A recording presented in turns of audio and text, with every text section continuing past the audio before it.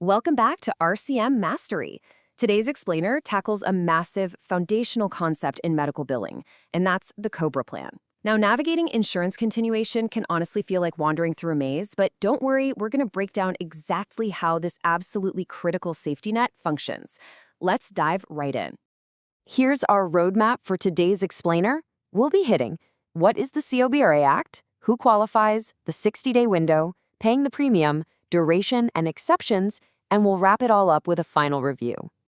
All right, Section 1. What is the COBRA Act? Let's get into the basics of continuity. So, COBRA actually stands for the Consolidated Omnibus Budget Reconciliation Act. Yeah, it's a huge mouthful, which is exactly why everyone just calls it COBRA. Passed back in 1985, this landmark legislation basically created a protective bridge. It offers employees and their families temporary health coverage right after a job loss. You know, before 1985, losing your job meant losing your health care, literally overnight. It was a real shock to the system. Moving to Section 2, who qualifies for coverage? Let's check out the eligibility rules. Having the law on the books is one thing, but who actually gets to use it? Well, first off, it applies to the employee who's losing their job, but, and this is a really big deal, it also covers their family members who are already on that employer's plan, so they aren't just left out in the cold. Now, keep in mind, this federal mandate is strictly for private sector employers. Government and certain church-related organizations, they play by a totally different set of rules. And there's a magic number you absolutely need to remember here, greater than 20. For a private sector business to be legally required to offer COBRA, they've got to have more than 20 employees. So if your patient lost their job at a small mom-and-pop shop with, say, only 12 employees, federal COBRA regulations just don't apply. As an RCM professional, verifying that employer size is an absolutely critical first checkpoint. Okay, Section 3, the 60-day decision window. It's time to choose. We know what it is and who gets it. Now let's look at the timeline, because with COBRA, time is definitely of the essence. Coverage kicks in the very day after the employee loses their job, and the whole point of this is to ensure zero gaps in coverage. Think about it. If a patient is terminated on a Tuesday, their employer coverage ends, but their COBRA safety net retroactively kicks in Wednesday morning. If they end up in the ER that weekend, their COBRA plan, once they activate it, will absolutely cover that date of service. But here is the catch. The employee has exactly 60 days to officially decide to either accept or decline it. The clock starts ticking the exact moment they receive their election notice. It's really important to note that enrollment is not automatic. They have to consciously opt in within this 2-month window.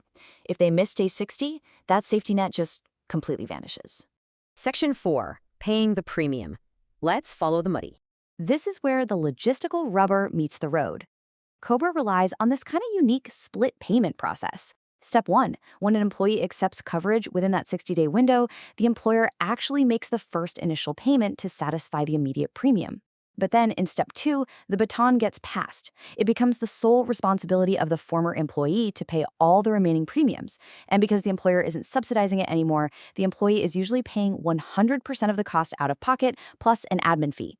It is incredibly expensive, which makes that 60-day decision a really heavy financial choice for people. Section 5, coverage duration and exceptions. Just how long does it last? Let's look at how far this bridge actually extends. Standard coverage lasts for 18 months, so that's a year and a half to help transition to new benefits.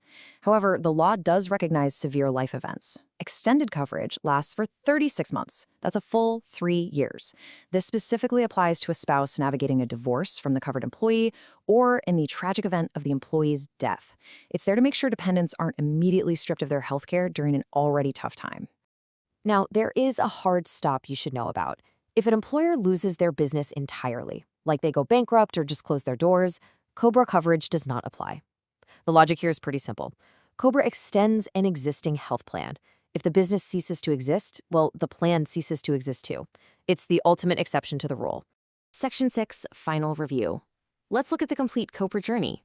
Let's lock this all into memory. Day 1 is the job loss. Right away, a 60-day decision window opens up. If the person opts in, they unlock 18 months of standard coverage. And if severe life events, like a divorce or a death occur, that expands to 36 months of extended coverage for the dependents. That's the whole architecture, start to finish. You've now got a really solid professional grasp of COBRA and exactly how it functions within the revenue cycle. But before we part ways today, I want you to consider this. If a business closes abruptly, leaving absolutely no COBRA option on the table, Just how vulnerable are those former employees who were relying on that 18-month safety net? It's a pretty stark reminder of why your expertise in navigating these complex rules matters so much in the real world. Thanks for joining me, and I'll see you in our next explainer.